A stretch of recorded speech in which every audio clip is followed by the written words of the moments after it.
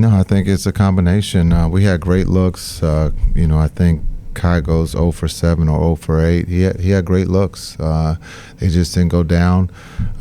Defensively, they got some offensive rebounds that we didn't come up with. And so, we have to be better. But, we put ourselves on the road against a very talented team to win. And we just, 12 points in the fourth is not going to help the cause. And so we got to just be better on the offensive end.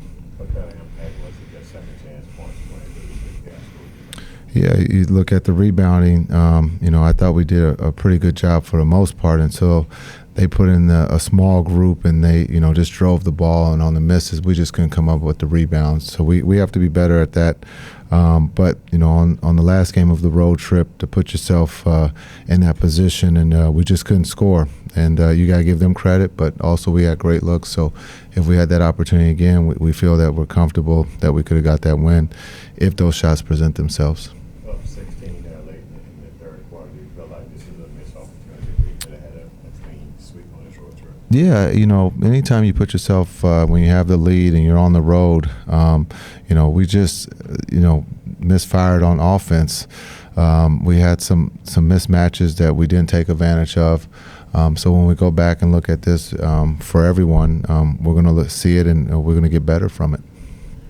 When so many shots aren't falling in the fourth quarter, is there almost, I don't want to say a spiral effect, but it just kind of starts to mount and you feel it in that sense? Is that something that can happen or did happen? Yeah, I think, when we're down 3, we got some great looks. Kai got some great looks. Reggie got some great looks. They just didn't go down for us tonight. And when you look at those looks, we would take those. But the right guy had the ball, and he made plays just like he has with us. And we just didn't capitalize. But we'll learn from this. We'll get better.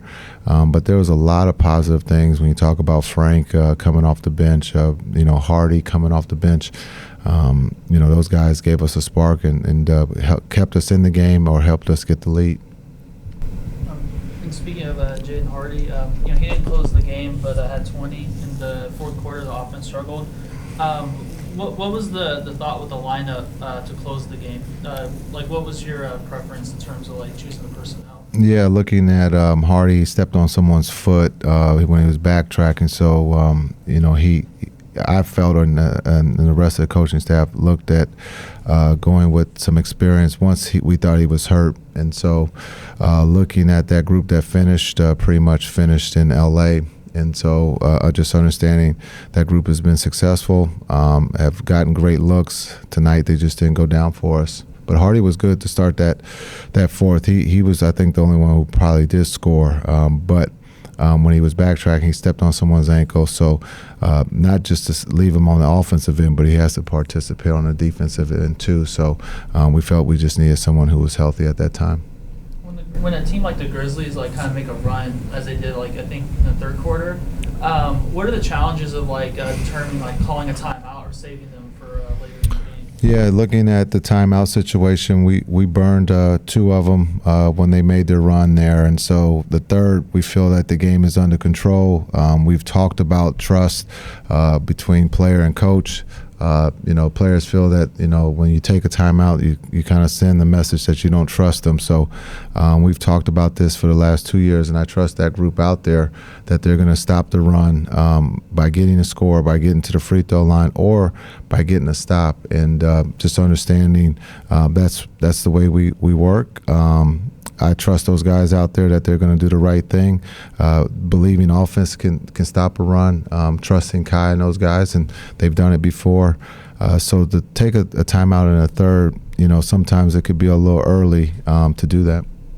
Speaking of stepping on the feet, did you notice any rollover from Kyrie rolling from Kyrie getting his foot stepped on in the third quarter? Yeah, sometimes when that happens, if you leave someone out long enough, that it can tighten up on them. And so I brought him back at the end of the third. But knowing him, he's not going to use that as an excuse. It happens. It's just part of the game, unfortunately, that he stepped on someone's foot. it's just, unfortunate at the time because we were going good. And then when he left the game, I thought the younger guys did a good job of understanding they were just in this situation before, and I thought they did a good job of handling it. The Grizzlies are pretty aggressive with ball pressure, especially on Kyrie with Dylan Brooks, like in the first half. Yeah. He still scored 20 points. What did you see that he did to effectively kind of counter that?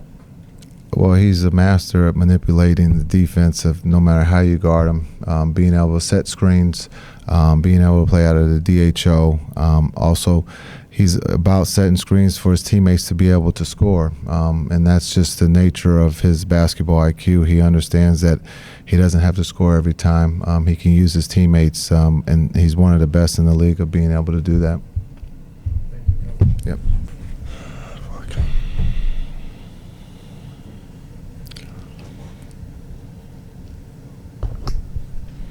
Christian, what happened there in the fourth quarter? You guys, you only scored 12 points. Yeah, I mean, Was it more their defense or more your offense? I think our set defense was pretty great. I think we just allowed a lot of offensive rebounds, and then our offense got stagnant. But the shots that Kyrie got at the rim, we're going to live with those shots. So I feel like we all got good shots. Reggie had a good open look in the corner three. They just didn't go in. We just weren't finishing out plays. You ever seen anything like that? You only had 3 field goals in the fourth quarter, and Jaden Harden had all 3 of them. Everybody else went over 16. No. But it's basketball. Anything can happen in this game. So you just got to be prepared and try and be better next game. At this point in the season with 10 games left, how much do you personally pay attention to the standings and how close things are in the West right now? Me personally, I've been looking at it, so I've been having an emphasis of just trying to get above 500. I think we're 36 and 36 right now. So everybody in the West is close. I think 4 through 11 is pretty close. So we're just trying to get home court advantage. I know that's what we want, and we need these games coming up. And knowing that you guys could see these guys down the line again, what do you think after facing them 3 times in 10 days about just the chippiness and the edge, and specifically the way Dylan Brooks plays you guys? Yeah, for sure. Things definitely got chippy. Those guys, love to talk. I think we just, we went up 16. We should have just stay poised throughout that and hold the lead. But like I said, things happen in basketball. We look at it and we try and get better. And try and wait for Luka to get back, and hopefully Kyrie's ankle is okay. I don't know the logistics on that, but we're gonna need those guys coming down this stretch. What did you see from Jaden Hardy overall? We highlighted his performance, but what did you see from him handling kind of the larger responsibility with Luka out tonight? I mean, he's always ready. If you ever really watch him play, he goes games without playing, and then he comes in and he just goes on a scoring outburst. So I think says he had 18 minutes and 20 points is great, especially coming from a rookie. Down the stretch, we're going to need him just like we're going to need everybody else to step up. Kyrie Irving had 20 points in the first half, and they were picking him up full court with Dylan Brooks. What did you see from him in countering the ball pressure that Memphis was providing? Kyrie, he's an unselfish superstar. He lets the game come to him. He's been setting a lot of screens for me to get a switch and for me to get the mismatch, or he would have a big on him for him to get the mismatch. And we kind of went back and forth and tried to figure that out. Like I said, in the fourth quarter, we're going to need him. We're going to trust him to take those shots and shoot those shots. I think, his ankle was bothering him a little bit down the stretch. But I believe, over time, he's going to make those shots in the fourth quarter. I think he leads the league in the fourth quarter points anyway, I'm pretty sure.